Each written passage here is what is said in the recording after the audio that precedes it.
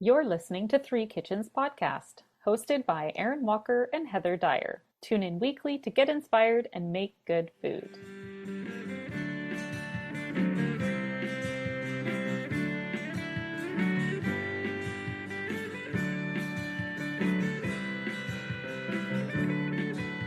Hello and welcome once again to Three Kitchens Podcast. I'm Heather. I'm here with my lovely co-host Aaron. Good morning. Hello, Aaron. Hello, Heather. And guess what day is coming up? It's the day that we tend to forget. It's not like top of mind, but we hope others remember. And it is Mother's Day. Mother's Day. That's right. When I told my husband, oh, we have to squeeze in this recording for Mother's Day, he stopped me dead in my tracks and said, oh my God, is that coming up soon? Mm-hmm. Exactly. Well, my husband called me the other day and was like, okay, so Mother's Day is on whatever day. I'm like, oh, is it? And I honestly didn't remember. And he goes, is it okay if I take a shift that day? Someone wants me to work for him. I'm like, yeah, because he's celebrating Mother's Day. What are you doing? No, but it was fine. I said, That's sure, so funny. I don't care. We can do Mother's Day a different day, or if we don't, I don't really. So I have some fun facts about Mother's Day to share with you. I hope that everybody looks at our Instagram over the next week because I've been saving some good pictures and memes that make me laugh about being a mom. Oh, good. So I hope that everyone will go tune into that. But for people outside of Canada and the US, we celebrate Mother's Day in May on the second Sunday of May. I can never keep track of it, so I was glad somebody wrote it out.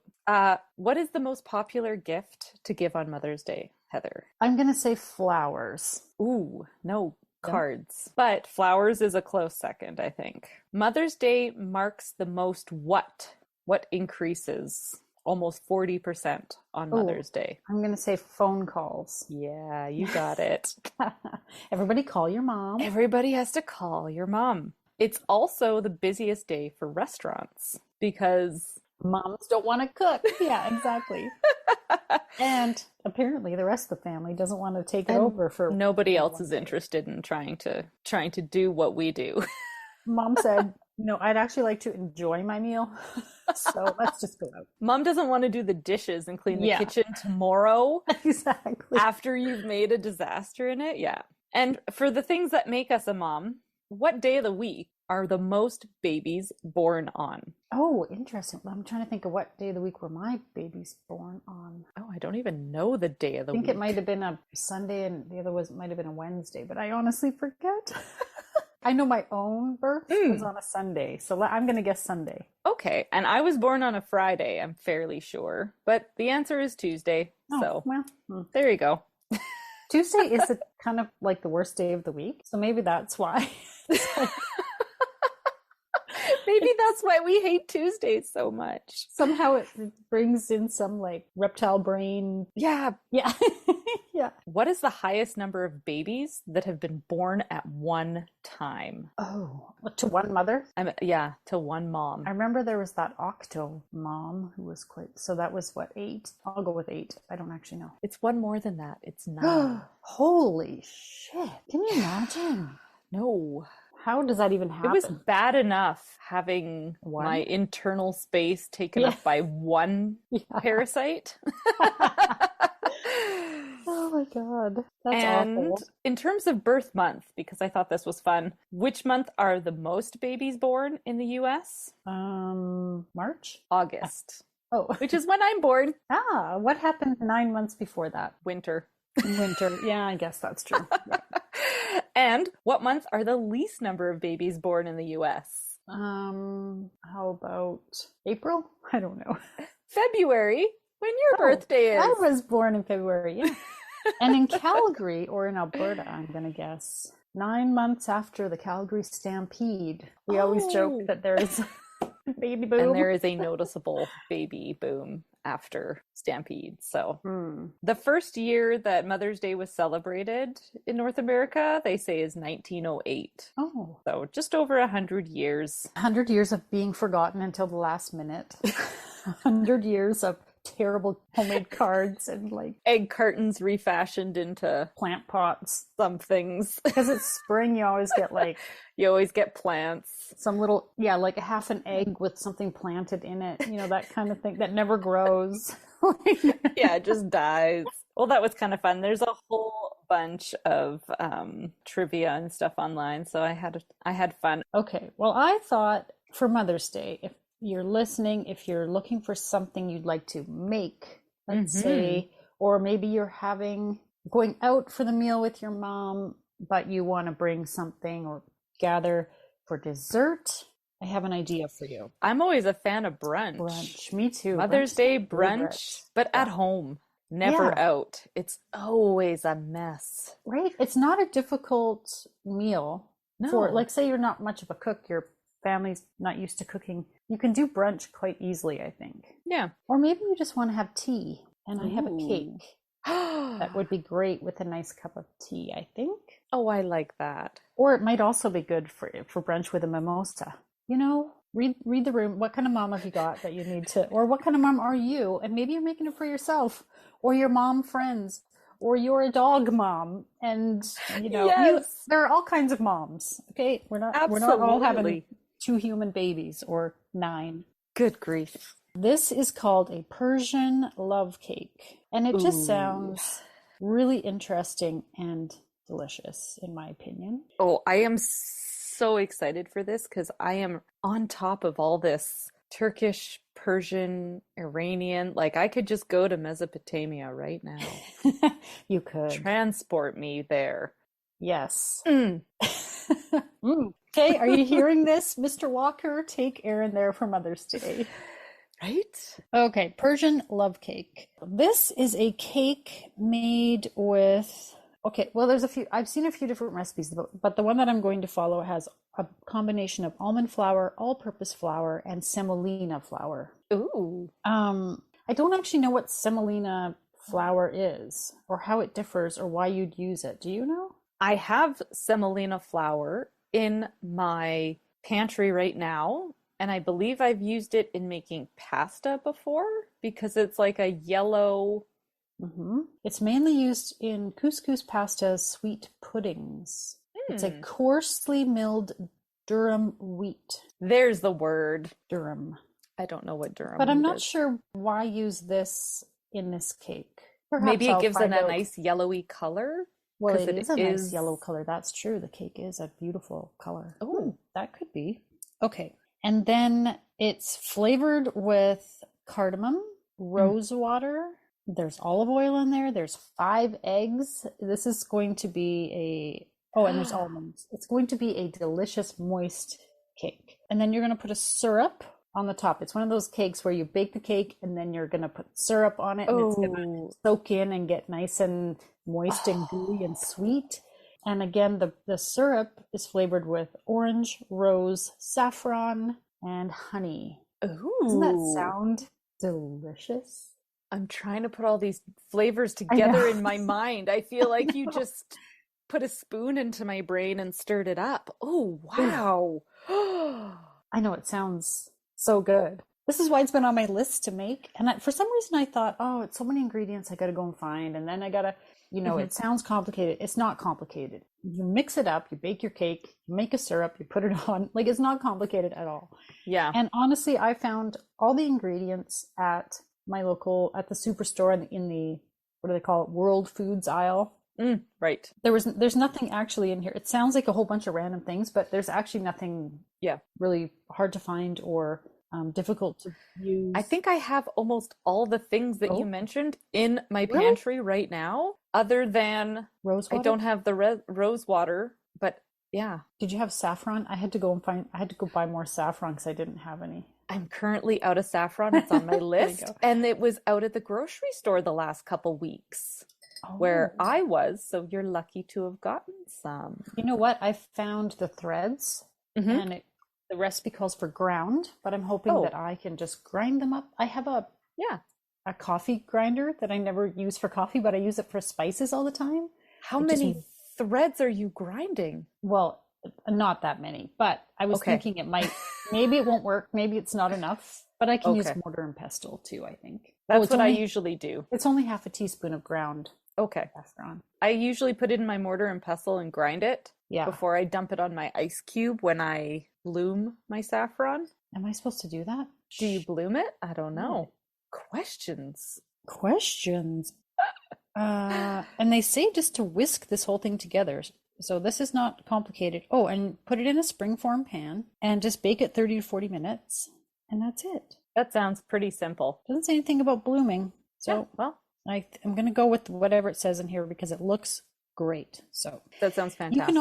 you can adjust the sweetness if if the syrup seems too sweet, or the good thing about syrup is you can taste that. Like you don't have to worry about tasting. So you can adjust the rose flavor, all the flavors that are in there, you can adjust it. So if you're like, I think it's going to be too sweet, or, oh, I'm not sure about the rose. Rose is a pretty strong flavor. It can be kind of a strong flavor.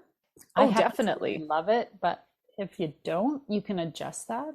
I just told you before this that we bought some Turkish Delight at our local Mediterranean shawarma grab and go. We've got a great little place near us, and they had rose flavored Turkish Delights. And we bought them without really being like, oh yeah, that sounds good, because they were pink, really, honestly, is what it came down to. And we opened it up and took a bite, and we were both like, oh, this tastes like roses. We just made ourselves sick on it because it was so freaking good. And it's like this new flavor that has been introduced in the last few days, and now you're making this cake. And you have to go to Turka. I think it's called Turka Foods near us here.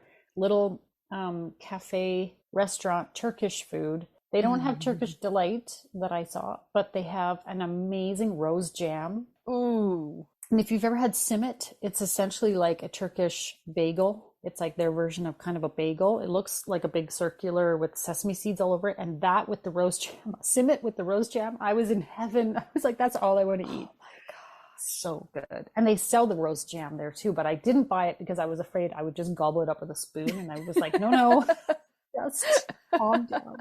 But I may change my mind and go back for it. You might just go back for it. Oh, I'm going to go check that out for sure.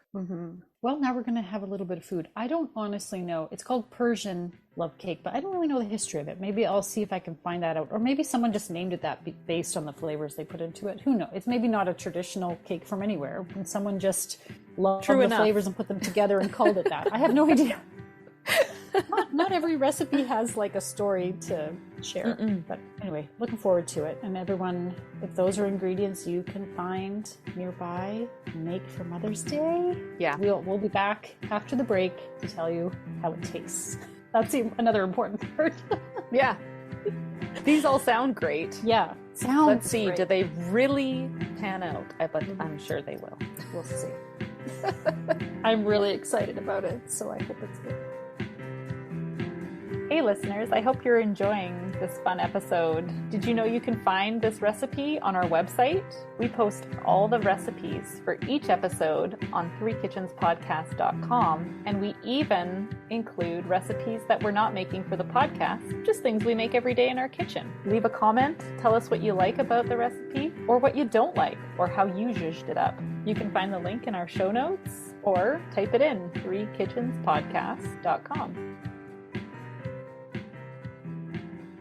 Okay, my friends, I'm going to tell you how to make Persian Love Cake. Persian Love Cake. I don't know who named this cake, but it makes me happy just to say it. Right?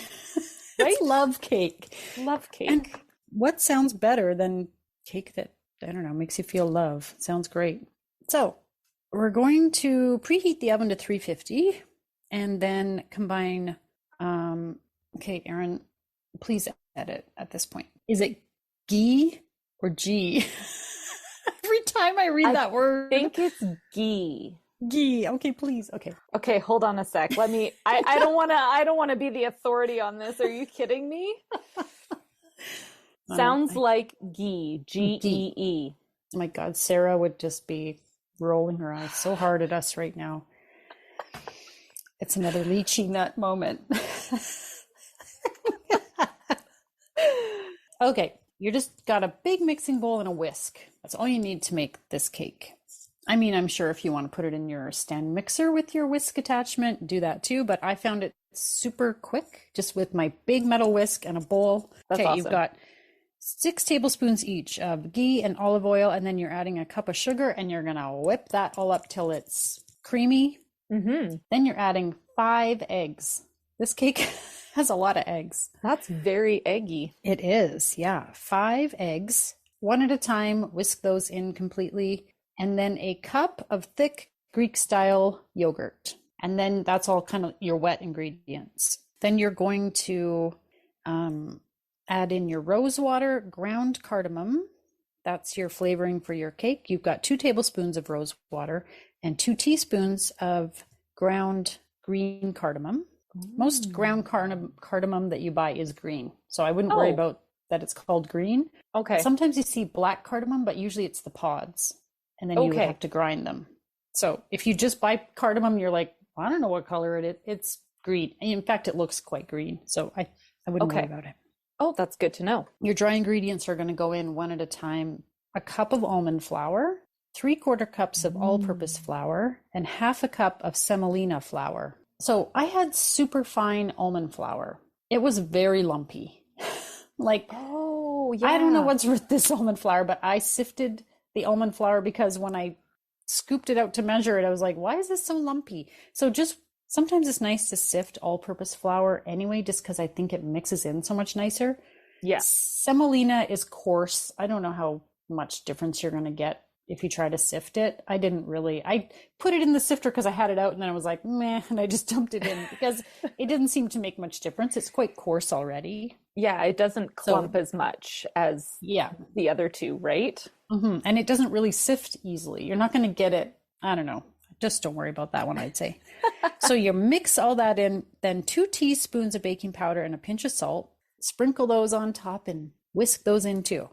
That's it. You've got your cake batter. It's so quick. That is a really quick batter to whip up. It is really quick and easy. It's actually not that many ingredients. You have a springform pan, 10-inch springform pan with parchment paper on the bottom. Okay. That's what I used. It was in the recipe, but I've also seen them made in bundt pans and it looks really beautiful. And I think that would work too, because a bundt pan is like a non-stick pan. And so I think you could also use that. And then put 3 tablespoons of almonds, sliced almonds on the top. I had slivered almonds. Yes. So I'm not sure if that made a difference, but I was like, well, slivered will work because that's what I happen to have. And I put those nice and evenly on top. Well, when I baked it, all the almonds went to the middle of the cake. What? Why? Like, they all migrated down to the middle. I was like, well, yeah, maybe if they were thin, it wouldn't stayed put. I have no idea. Whatever. It just looked funny when I took the cake out and I'm like, all the almonds are in the center. Funny little things. That's funny because I noticed that when I was eating and I was like, what is this crunchiness that is only here? You get one bite, the first bite of that little. And then it got you curious, like, well, where are the rest of the crunchy bits? Okay. Yeah. Okay, you're going to bake it for 30 to 40 minutes until it is golden on top. And of course, your toothpick or tester comes out clean. I'm pretty sure I baked for the full 40 minutes. What about the saffron that you mentioned in the first half? Saffron is coming up. It goes on the syrup that goes on top. It goes in the syrup. Okay, then I will retract that statement. It was a good question. Okay. So while your cake is baking, you can prepare your syrup. Okay. Orange juice and honey. 1/2 cup of honey and 1/3 cup of orange juice in a small pan on the stove. Get it boiling and then let it simmer. You want to have it all kind of dissolve together, maybe simmer about 5 minutes. Okay. Then you stir in rose water and ground saffron. Rose water is 2 tablespoons and 1/2 teaspoon of ground saffron. So I remember I told you I had the threads, which I just ground up with my mortar and pestle. And it's hard to get like everything evenly ground when you're using that. So there were still a few threads kicking around in there, but I actually really like that. I think it looks, when you pour it over the cake, it looks nice because you see the little red threads here and there. So you've taken it off the heat, you've put your rose water and your saffron and 2 tablespoons of pistachios. into the syrup. I had whole pistachios. I cracked all my shells and popped Oh them out man, yeah. in a rough chop. And then you stir them in and kind of, you're letting it sit there in the syrup. You're letting it cool. It's off the heat while your cake finishes. And then when you pull your cake out, when it's all done, you're going to poke a few holes in that cake with a skewer or something so that the syrup can get down into it. And you're going to pour your syrup all over the top of the cake and then just leave it alone, preferably overnight. Oh, okay, yeah. Or for a few hours. I left mine overnight. I actually let it cool on the countertop completely. Then I just put plastic over it and I popped it in the fridge overnight. And we ate it the next day. Yeah. Because you really want that syrup to like. And it did. So that was really good. Mm-hmm. You can then, if you want to do an additional like glaze on top. Sometimes you see pictures of a Persian love cake that has looks like a thin icing, like a glaze. I didn't do that. I just left it as is, but I can see how that would also be tasty. Mm-hmm. But I would love to know what you think of Persian love cake. I feel loved. It is by the cake. I feel loved by the cake. Mm-hmm. The flavors in that were fantastic. My husband and I have always really loved cardamom. It's like one of our favorite spices. I know there used to be a place in town that made a cardamom ice cream. Oh, yum. And it was just so good. We put cardamom in our coffee sometimes with our coffee grounds. We are big fans of cardamom over here. So that in the cake with the saffron and the rose, like all of that coming together, like my husband took a bite and he was like, what am I tasting in here? What are all these flavors? Because they were just such a unique combination. And then that rose flavor and then the saffron, it was so pretty having all the bright yellow color of it. Yeah, I think the semolina made it kind of yellow. And then the top and the saffron. Top, yeah, where the syrup sort of soaked in at the top, kind of the top part of the cake. Yeah. Was a brighter color. And then it kind of faded lighter at the bottom. I don't know. I love the love cake. I thought it was so good. I really liked that. I improvised my syrup just a tiny bit because when I bought the rose water, there was also orange blossom water there. Ooh. And they were like $2 for a bottle. I was like, I'm just going to buy that too. And I opened it up while I was making my syrup. I opened it up and smelled it and I was like, I need to use this. It smells so good. I'm like, is orange juice enough? And I tasted my syrup and I was like, I think we can boost this just a little bit. So I put like a tablespoon of orange blossom water in there as well because I wanted to I really like that orange flavor in there. Mm-hmm. I don't think it's necessary if you don't have it, but I just love the combination of the orange, the rose, the cardamom, the saffron. I think it's like genius combination. All the flavors go together in like a really well-rounded way. Like you're hitting all the flavor palette. And not one gets lost. No, that's the interesting part of it, right? Yeah.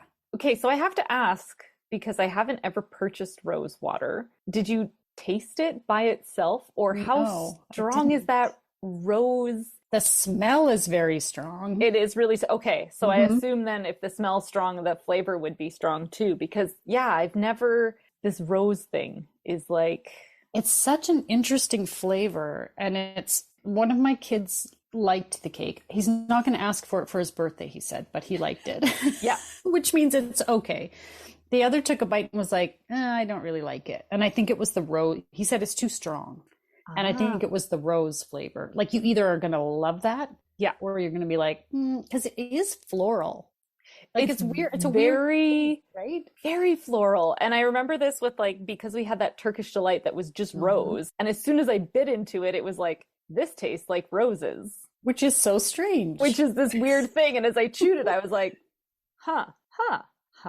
Like it just got, as you kind of got your brain to flop around the concept, then it was like, oh, this tastes really good. And then couldn't stop eating it.